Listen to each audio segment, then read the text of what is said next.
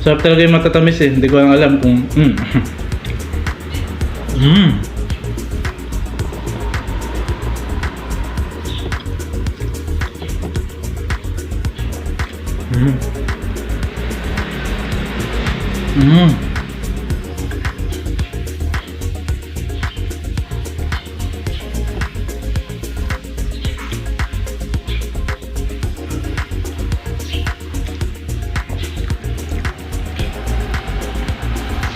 Sarap mga kapitbahay.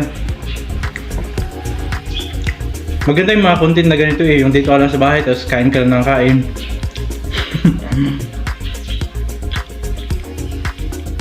Hindi ka na doon pupunta sa labas para mag video.